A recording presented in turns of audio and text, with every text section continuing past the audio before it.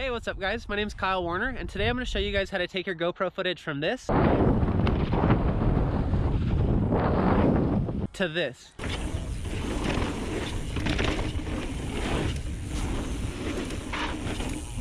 So obviously those two clips are drastically different, and before you guys say the only thing that changes the mounting point, here's the stock settings on the chest mounting point so you can see the difference.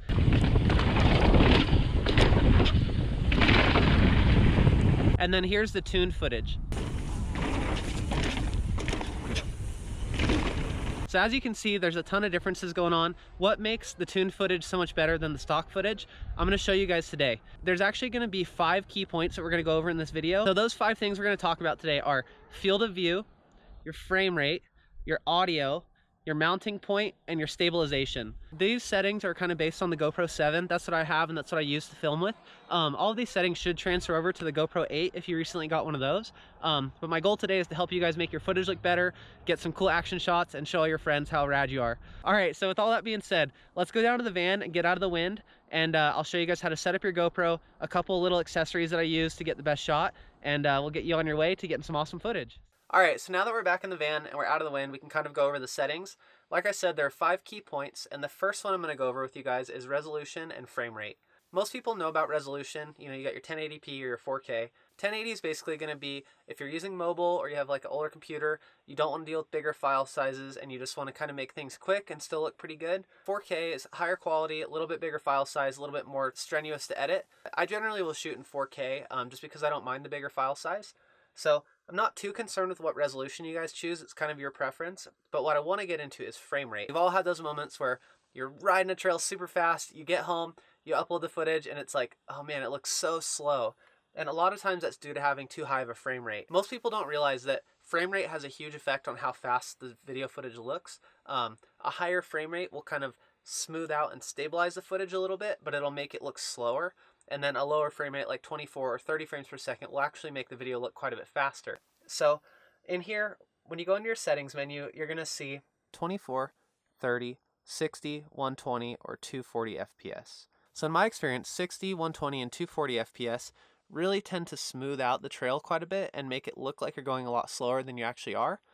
30 and 24 frames per second are more natural to the human eye, so it'll give you a faster footage. The only time that I would recommend shooting in 60, 120, or 240 FPS is if you're going to plan on doing some post-production editing afterwards and you want to be able to slow down the footage a little bit. For me, I almost always shoot in 24 FPS if I'm only doing a GoPro video. And if I'm going to use the GoPro footage in another project where I'm shooting with some other cameras, then I'll do a 30 FPS on the GoPro footage instead of that 24. So raw speed, 24 frames per second. If you're going to be using it with a bunch of other footage and maybe do some slow-mo stuff later on, then shooting at 30 frames per second. The next thing we're going to talk about is your field of view. So the field of view is basically how wide the GoPro sees, both vertically and horizontally. On the GoPro, you have linear, wide, and super view. The clips that you saw earlier, the helmet-mounted one and the second chest-mounted one, were using the wide angle. The one that's kind of the tuned, like best looking footage is using super view. So super view, you can get the top tube, you can get your handlebars, you can get the trail, you can even get your friend riding in front of you. You can get all of that in that frame. When you're shooting wide or linear, you're not going to get quite as much distortion on the edge of the video, but also you're not going to get as much stuff, so you don't have as much wiggle room for error. So if my camera angle isn't set perfectly and I have it in wide or linear, then I have a lot of struggles like, oh man, I should have had the GoPro up a little bit higher, or a little bit lower. In super view, you kind of eliminate that to a certain extent, so that's why I always recommend shooting super view. So at this point, you should be at 1080p or 4K at 30 frames per second, and you're going to be in the super view mode. The next thing we're going to go into is stabilization. So as you guys know, on the GoPro 7, there's the hyper smooth stabilization, and so you want to make sure that you have your stabilization set to auto. But then I want to show you something. When you go into your frame rate, I want you to make sure that it says hyper smooth on the top, because if we go into the frame rate here and then we go to like 120, see how now it just says standard stabilization, whereas if we go to 30 FPS it says hyper smooth. You have to make sure that it says hyper smooth, otherwise you're not going to get nearly as smooth a footage. So now what you should be looking at is 1080p or 4K at 30 frames per second. You have the field of view set to super view, you have the stabilization to auto, and you make sure that it's on hyper smooth. So you're almost all the way there. The last thing we're going to do is talk about the Protune setting. So the next step where the biggest gains are made is via Protune. So we're going to go ahead, we're going to turn Protune on. And once Protune's on, it opens up all of these different settings. So you can see there's quite a lot. And I'm just going to kind of run you guys through what I found to work best. So for the shutter speed, we're going to go with auto. The EV comp, we're going to go 0. White balance, we're going to leave on auto. ISO min, we're going to put at 100, which will give us the clearest footage. Basically, it'll give you the least amount of noise. That's the lowest setting that the ISO can go. The maximum, we're going to set at 1600 so that when it's a little bit darker, it doesn't try to just add a ton of ISO and make the footage really grainy. It'll actually instead want to let more light in. And so then you'll have kind of that blurred footage, but it'll still be nice looking. It won't be like really grainy. So then for sharpness, we're going to go ahead and make sure we're set on high. The next thing is Gopro Color. When you go into here, you have flat or GoPro. A lot of professional video guys or riders will use flat profile. Then they'll go in post-production and do a lot of color grading and editing. I find that the GoPro Color is pretty good, and if you want to tweak it, you still can in color grading, but it gets you pretty close. So I leave mine on GoPro Color. So the next two things are the most important. Right over here, you're going to see raw audio. Make sure that that is set on high. The raw audio on high will give you the most amount of processing on the audio file, and it'll give you the cleanest and clearest audio. And then finally, the most important of this whole entire tutorial is right here. So the auto setting for GoPro sets your GoPro to automatically switch between wind and stereo for the best sound quality. And so the GoPro has basically two different setups for microphone. You have your wind microphone, which is like a very muffled, really kind of hollow sounding microphone. And then you have your stereo, which is a lot nicer, more like what you'll find on a conventional camera. So we're going to go ahead and do stereo. Make sure that it's set to stereo, because otherwise when you're riding at the top of the trail, you're talking to your buddies, it'll be on stereo mode. And then once you start moving, it'll switch over to wind mode, and you'll have this really muffled noise. You stop, hang out for a few minutes, start talking again, it'll switch back over to stereo, and you have a lot of variance with your audio. So the most important thing is do that raw audio, high processing, and then put your mic on stereo only. So after we tweaked everything, when you go back to look at your settings, it should look like this. 1080p at 30 FPS, you're going to have your super view on, stabilization auto, Protune on, auto 0, white balance auto, ISO min 100, ISO max 1600, sharpness high, color GoPro, raw audio high, mic stereo, and then you're good to go. So once you have your settings dialed in, then you're ready to talk about two really affordable accessories that'll take your GoPro game to the next level. So let's get into that. All right, so now that we got all the settings covered, I want to talk to you guys about mounting points. So you'll see a lot of people running a GoPro mount on top of their helmet, and basically one thing that you want to know about this is that, yes, it is very convenient and easy, but the higher up you have the GoPro compared to the level of the trail, it's going to make the trail look flatter and mellower.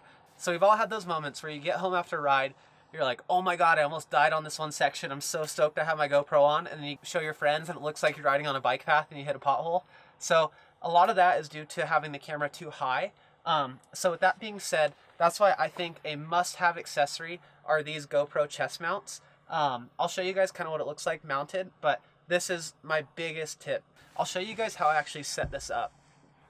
So if you can see the GoPro here, this is the mount. I actually put the mount on kind of backwards, and then I'll tilt my GoPro there, and I actually have marks so you can kind of line up the shot, make sure that I'm always in the same spot, and then kind of tighten this guy down, and then I just take this and I slide it up.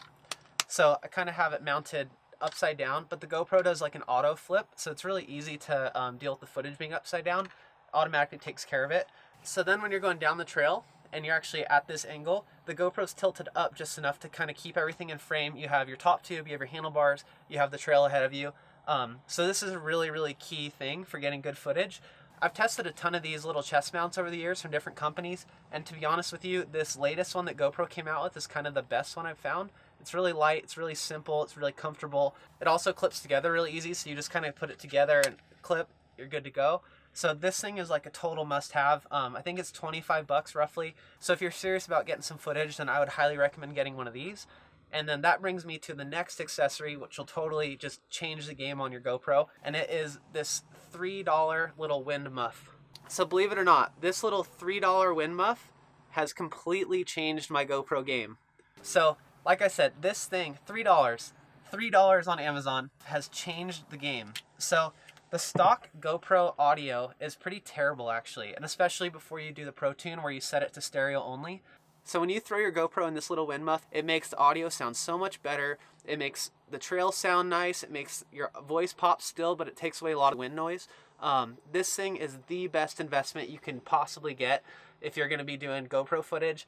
This paired with the chest cam gives you awesome results, and it makes it so easy to get good footage when you're out on the trail. So this thing, $24, this thing, $3, and you're set. It's like all you need.